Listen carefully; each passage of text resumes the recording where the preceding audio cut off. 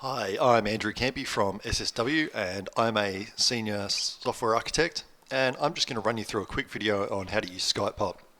So if you haven't already installed SkypePop, what you're going to need to do is you're going to need to go to rules.ssw.com.au, and if you go to how to install SkypePop, you're going to see this section here. And so the first item here is how to download and install SkypePop from the official site, and then you've got some information of how to connect. So presumably you've already installed it by now, and what I'm going to do is I'm going to open it up here, and you can see when I select the application, it's going to open down in my taskbar down in the bottom corner here. So when I come down here, you can see here that it's got, here it is in yellow, and it's telling me that it hasn't yet connected to Dynamics CRM. Down the bottom here I've got my two items. I've got change connection details and I've got change preferences. So connection details is where you can go in and you can set your link to your Dynamics CRM. So it's got your CRM URL and your credentials. Now, the key thing to remember here is this is not your direct CRM link. This is a URL to the CRM service. So you can see back on our how to install SkypePop page, there is a little section here that tells you how to get this. So you can see here down the bottom that basically if you go into settings and customizations and then go to developer resources, you're going to be able to find the endpoint address, which is going to look like this down in the corner here. Then once you've got that, that's what you put into SkypePop so that you can then use it going forward. The other one, and so you can either get that by clicking, either left clicking on it or right clicking on it, and basically that's going to allow us to go into the preferences. Now what's interesting about the preferences is deciding on what you're going to do when you actually get a phone call. So within here, the first section is just our licensing information, and then the second one, the first part tells you whether or not you want to check contacts, leads, accounts, or system users, or all four. The next bit tells you what you want to do if you don't find a user within the system. So what we're saying is if they can't find the phone number, we're going to create a new contact for them. And then finally, this one down here where it says pop browser window directly when a single matching record is found. So what this is going to do is it's going to pop up a window and show me these records if there's multiple, but if there's one, it's just going to go straight into CRM. So what I want to do now is I want to just make a phone call through to the system, and I'm just going to close these and I'm going to drag across my Skype for Business, and you'll see that I'm already signed in as Joe. And so Joe's got a connection to the main line, and you can see she's already got me as a friend. However, I'm just there because we work for the same organisation. You don't need to have them within Skype for Business. So when I put through this phone call, what you're going to see is in the bottom right hand corner, our standard Skype for Business window is going to pop up, and it's going to tell us that we've got a phone call coming in. Then what's going to happen is SkypePop is then going to recognise that we've got a phone number coming in, and it's going to then check CRM and see if it can match something. So here you can see, so this is my phone number down here. So what I'm going to do is I'm going to accept the call, and so this is going to pop up.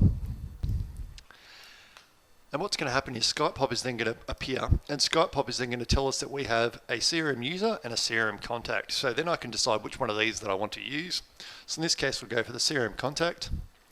And by double clicking on that, what's going to happen is that's then going to open up in CRM, and I'm going to be able to see this contact information. So what you can then do is come in here and you can email the link off to the person so that they can get that information. So when this opens, and our internet connection is a bit slow at the moment, you'll see here that there's an email link here. So by clicking on the email link, it's going to ask me to go off to Outlook, and I'm going to say yes. And what it's going to do is it's going to pop up a new message in Outlook, and it's going to have a link to this record. So what I can then do is I can, and I'll just move this over, and what I can do is I can say to the person, okay, look, this is the person trying to contact you.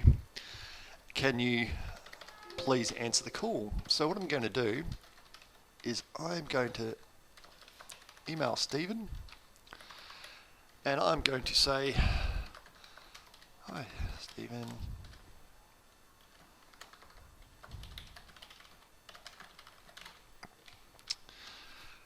so now I've got that. What I can do is I can email that off to Stephen, and Stephen's going to get that in his box. And then what I can do is I can then put this person on hold.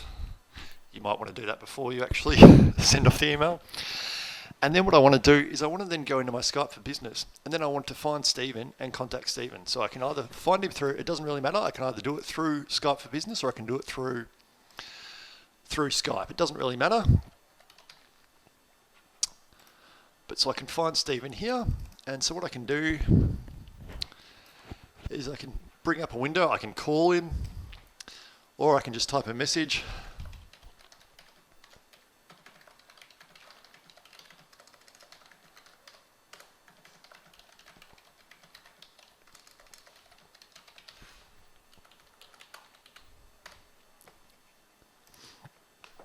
Now it's obviously up to you. You can either do it this way or you can actually call them.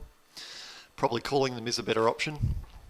But basically what I can do now is I can make sure that once Stephen gets this information, he can check the email, he knows who's called, and then as you can see here, he's typing back to me. So he said no worries. So then what I can do then is I can then transfer this call, and you can see that it'll actually already come up with Stephen because Stephen's already in a conversation with me, and I can select Stephen and I can say transfer. So what will happen now is it'll bring on Stephen's end. He'll be able to answer this call, and then I get dropped out because he's picked up the call. So that's the end-to-end process of how to use SkypePop and how to use it with your CRM and your Skype for Business. So I hope you've enjoyed it. I hope you've learned something. Anything else, go to ssw.com.au and you'll get more information. Thanks.